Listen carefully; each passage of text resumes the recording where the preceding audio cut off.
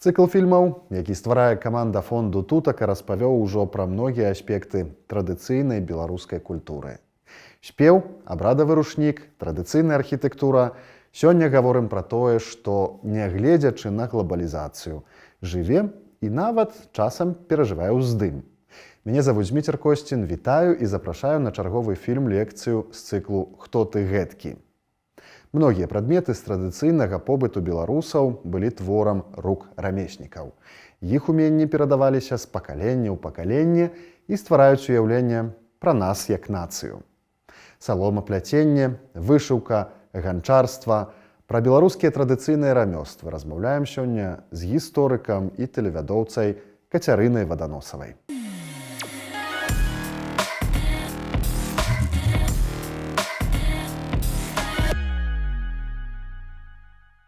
Безумоўна, усе нашыя суседзі, і Польшча, і Літва, і Расія, і Украіна, яны аказвалі ўплыў на нашу традыцыйную культуру, але і беларуская традыцыйная культура аказвала ўплыў на суседзяў. Мы ўсе доўгі час знаходзіліся ў адным этнакультурным рэчышчы, мы знаходзіліся ў адной гістарычнай прасторы. І, безумоўна, калі у нас, напрыклад, ткуць паясы на бердзічку, то і ў Літве паясы на бердзічку таксама ткуць. І калі у нас вышываюць белым па белым у вёсцы Неглюбка, то на Палтаўшчыне ва ўкраіне таксама будуць вышываць белым па белым. Але тэхнікі могуць быць аднолькавыя, а творы ўсё роўна розныя, бо кашуля з Неглюбкі будзе адрознівацца ад кашулі з Палтаўшчыны.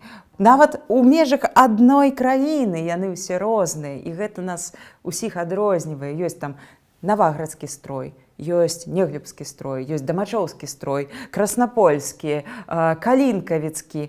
Яны ўсе розныя. І вось акурат у прадукце, у тым, што атрымліваецца ў выніку, мы і адрозніваемся ад нашых суседзяў. Мы аднымі і тымі ж сродкамі робім рознае. Ну, трэба адразу зазначыць, што рамёстваў у Беларусі, як і ў любой іншай краіне, вельмі шмат. Калі мы кажам пра беларускія традыцыйныя рамёствы, сюды ўваходзіць цэлы шэраг рознага кшталту прац, твораў і дзейнасці. Таму што рамяством можа быць, напрыклад, разьбярства, разьба па дрэве, а таксама рамяством можа быць выцінанка, то бок стварэнне нейкіх папяровых артэфактаў дапамогай ці то нажнічак, ці то нават цвіка і малатка. Таму рамёствы ў нас распаўсюджаныя. І што трэба сказаць яшчэ, яны адметныя тым, што, сыходзячы з народнай практыкі, вельмі часта у якасці матэрыялу выкарыстоўвалася тое, што можна было знайсці літаральна там пад нагамі, ці ў лесе, ці проста ў сялянскай хаце. Мы не можам казаць пра тое, што ў Беларусі, напрыклад, магла бы быць распаўсюджаная ювелірная справа. Гэта немагчыма, таму што ў нас няма матэрыялаў адпаведных. Таму рамёствы традыцыйныя беларускія — это заўсёды штосьці, што блізкае да зямлі, да людзей, да сялянскага ладу жыцця.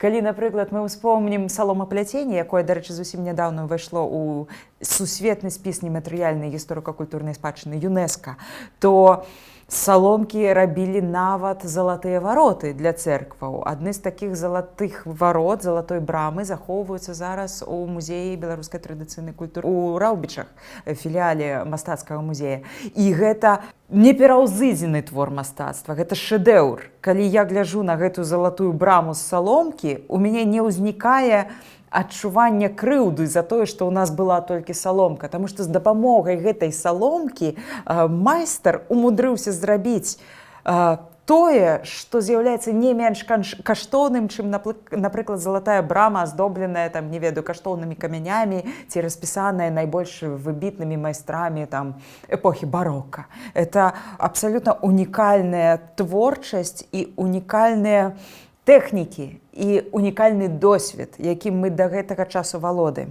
І яшчэ, што я б хацела зазначыць, адметнасць беларускіх традыцыйных рамёстваў у тым, што да гэтага часу у вёсках, у сельскай мясцовасці захаваліся носьбіты гэтай традыцыі, захаваліся тыя людзі, якім з пакалення ў пакаленне перадавалі уменні, навыкі, гэтыя творчасць, і яны да гэтага часу практыкуюць яе ў сваім паўсядзённым жыцці. Канешне, шмат што зараз з'яўляецца кабінетнымі рамёствамі. Калі мы, напрыклад, бярэм вырабленне павукоў саламяных, то часцей за ўсё іх робяць у межах дамоў культуры ці гурткоў дзіцячых, калі сядзіць настаўніца і кажа: «Дарагія дзеткі, сёння мы будзем з вамі рабіць саламянага павучка, які прыносіў дабрабыт у дом», і пачынае расказваць гэтую ўсю гісторыю. Это ўжо крышку штучная рэч, таму што традыцыя, на жаль, перарвалася. Зараз у вясковых хатах, я не ведаю ніводнага прыкладу, каб сапраўды рабілі павукоў цяперашнія людзі, маладыя людзі. Але некаторыя рамёствы існуюць і да гэтага часу, і перадаюцца, і людзі вучацца не толькі ад настаўнікаў і прадстаўнікоў дамоў культуры, але ад сваіх матуль, бабуль, дзядуль. І гэта не толькі, напрыклад, вышыўка, а гэта могуць быць даволі цяжкія рамёствы, цяжкія ў плане матэрыялаў, напрыклад, ганчарства. Вёска гарадная, дзе з пакалення ў пакаленне перадаецца вось гэты навык выраблення ганчарных вырабаў, дзе з пакалення ў пакаленне людзі вучацца рабіць посуд, так як рабілі іх продкі. Беларусі ў гэтым плане пашанцавала. Мы такая выспачка, крыху закрытая ад знешняга свету, можа быць крыху закансерваваная, але ў гэтым ёсць і вялікі плюс. Мы не згубілі шмат што, а штосьці, што ўжо з'яўляецца згубленым, вельмі лёгка аднавіць зараз. У нас унікальныя людзі. І ўвогуле рамёствы, яны, груба кажучы, адгалінаванні, яны аднолькавыя для ўсіх народаў. Усе народы лепяць гаршкі, усе народы там робяць штосьці за дзеннем. Але як гэта робіцца? Вось у гэтым наша унікальнасць, у гэтым наша адметнасць. У нас нават наміткі, якія жанчыны наматвалі на галовы, яны адрозніваюцца ад рэгіёна да рэгіёна. Гаршкі, ізноў жа ты ж самыя, гаршкі віцебшчыны адрозніваюцца ад гаршкоў гарадзеншчыны. І гэта ўсё з'яўляецца повадам для гонару. Няма такога, што мы зрабілі там карону з дыяментамі, і гэтым мы будзем ганарыцца ўсё жыццё. Не, нам варта ганарыцца самім не прадуктам, а тэхнікай і ступенню яе захаванасці. Вось гэта тое, што нас адрознівае ад іншых. Мы да гэтага часу можам рабіць саламяных павукоў, мы да гэтага часу можам рабіць выцінанкі. Мы да гэтага часу ведаем, як ткаць посцілкі. Мы да гэтага часу памятаем, як выбельваць лён, напрыклад. Засталіся носьбіты вось гэтай традыцыі да гэтага часу. І гэта самы асноўны повад для гонару. Тое, што сярод усіх войнаў, страшных вераванняў, перамог, параз, як спявае адзін мой сябар, перамог баляў войнаў, пажараў, мы здолелі захаваць сябе. Вось гэта самы вялікі повад для гонару.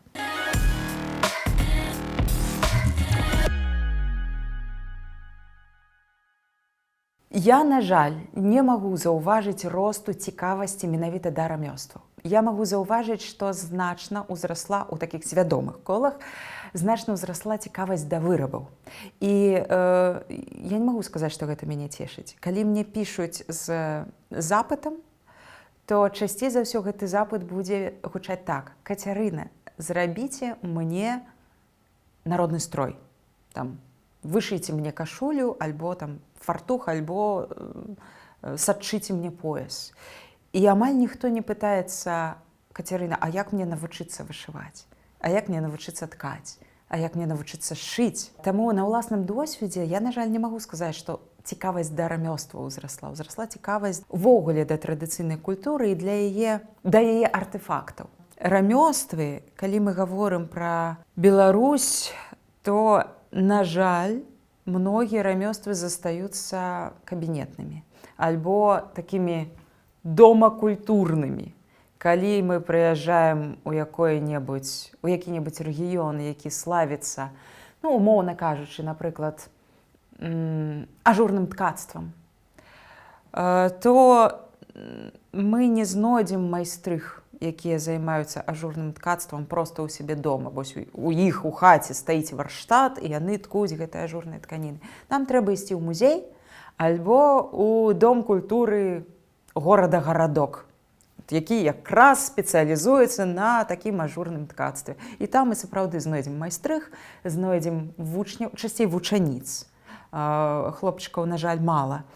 І там гэтых дзяцей вучаць чамусьці. Ці захаваюць дзеці і надалей гэтыя ўменні, навыкі, і ці захаваюць яны ахвоту да стварэння такіх рэчаў, я не ведаю. У мяне няма адказу на гэтае пытанне.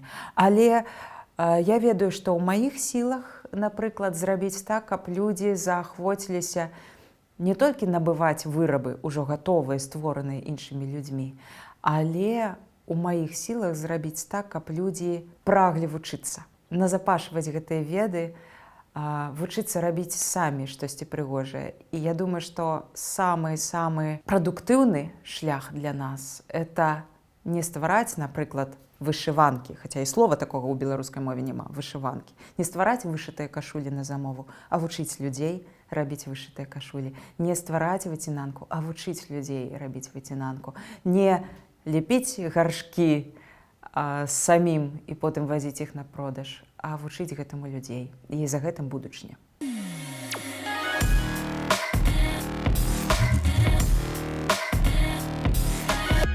Все рамёствы вельмі цікавыя.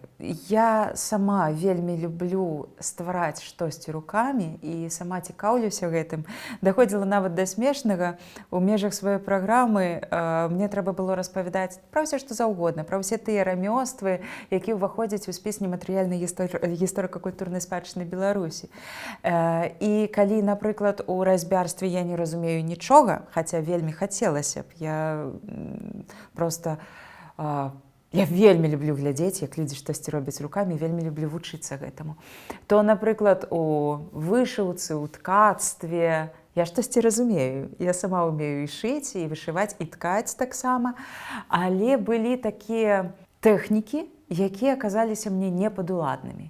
З ткацтва я прыгадаю, напэўна, двухбаковае ткацтва, характэрнае для Гродзеншчыны. Зараз ёсць музей двухнітовага ткацтва ў вёсцы Гудзевічы. І вось гэта сапраўды тое ткацтва, якому немагчыма навучыцца проста і лёгка. Як, вось там табе варштат, вось панажы, працягваеш чаўнік, туды-сюды, ўсё як бы проста не. У двухасноўным ткацтве такое немагчыма, але ўрэшце мы маем вельмі выбітныя творы, не характэрныя для ўсёй астатняй тэрыторыі Беларусі, калі з аднаго боку і з другога мы бачым адну і тую ж карцінку толькі ў розных колерах. І уявіце сабе, напрыклад, дыван, звычайная посцілка, яна як бы кавалак тканіны, оп-оп. У двухасноўным ткацтве там два кавалкі тканіны, і яны састыкоўваюцца толькі ў межах канцоў узора. Калі узор мае граніцу, вось акурат у той граніцы тканіны і пераплятаюцца паміж сабой. А так гэта два асобныя сапраўды кавалкі тканіны. Выбітнае рамяство вельмі цяжкае для выканання.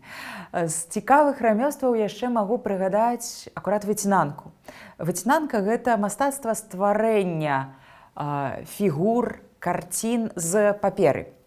Прыйшла да нас гэтая тэхніка ад габрэяў, як не дзіўна, але беларусы ўспрынялі яе вельмі хутка і сталі практыкаваць як сваю. Калі у каго-небудзь ёсць у вёсках бабулі, дзядулі, асабліва сталыя, ужо старыя, можа быць, некаторыя бачылі ў гэтых бабуль, дзядуль фіранкі на вокнах. Калі не было грошай купіць фіранку з тканіны, то гэтую фіранку рабілі з паперы абсалютна спакойна, яна аздабляла аканіцу, і калі ўжо тэрмін яе прыдатнасці падыходзіў да канца, яе проста спальвалі і рабілі новую. Дык вось, у плане выцінанкі вельмі цікава, што часцей за ўсё выцінанку робяць нажнічкамі, як зараз дзеткі выразаюць сніжынкі. Але на Наваградчыне ёсць традыцыя выраблення выцінанак з дапамогай цвіка, жалезнай трубачкі, абсалютна, здавалася б, недарэчных для гэтай справы, непрыдатных прыладаў, і гэта сапраўды цэлы такі від адгалінавання мастацтва. Яна так і называецца выцінанка-выбіванка. Садзіцца майстрыха і цвіком альбо трубачкай з плоскім краем пляскатым яна выбівае гэты малюнак, як перфакарты у старажытных электронна-вылічальных машынах. І такіх рамёстваў насамрэч вельмі шмат. Можна прыгадаць стварэнне музычных інструментаў, якое таксама лічыцца асобным відам рамяства. На жаль, на тэрыторыі Беларусі вельмі мала захавалася майстроў, якія робяць музычныя інструменты, але гэта вельмі цікавыя людзі. Яны занураны ў свой унутраны свет і нясуць гэты свет грамадству, не баючыся быць незразуметымі, смешнымі, недарэчнымі.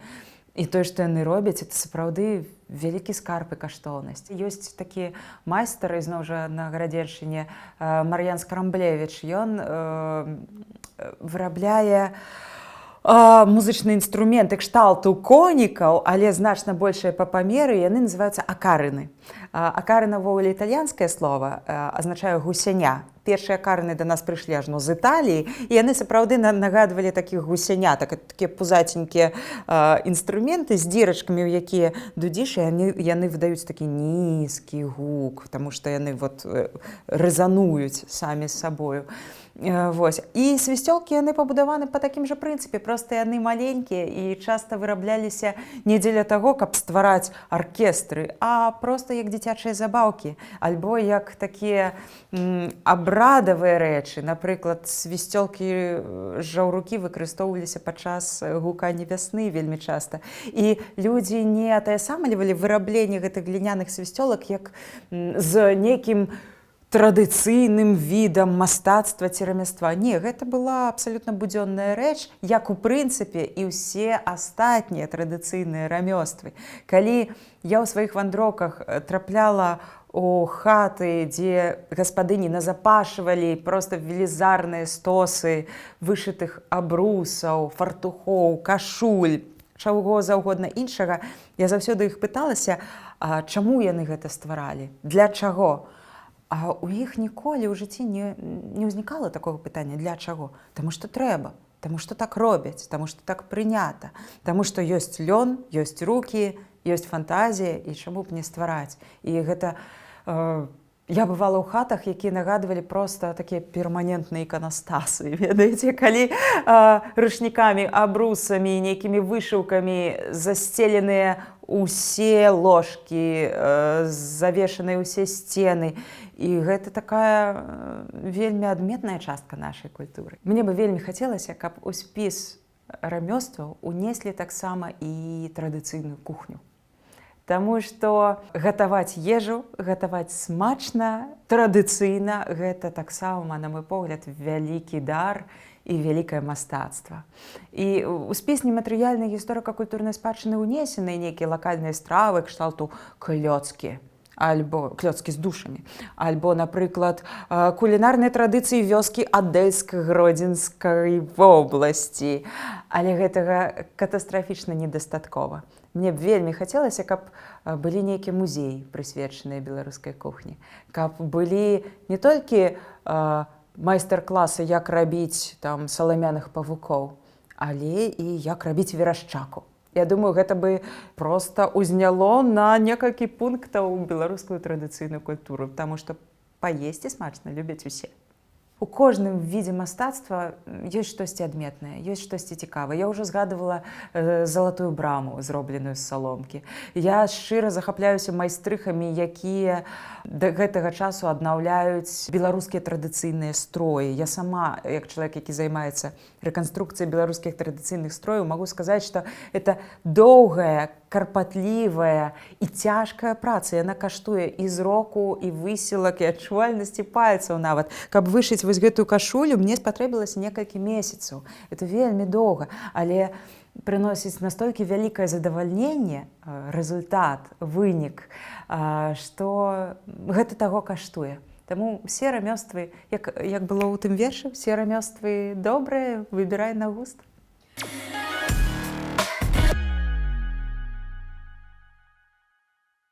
Не ўсе традыцыйныя рамёствы, вядома, ператрываюць глобалізацыю, але ёсць шанец сёе-тое перадаць нашчадкам. Гэта была апошняя серыя з цыклу лекцый пра традыцыйную беларускую культуру ў праекце «Хто ты гэткі?», але адразу запрашаем на чарговыя сустрэчы. Падпісвайцеся на канал Фонду Тутака, сачыце за нашымі сацыяльнымі сеткамі.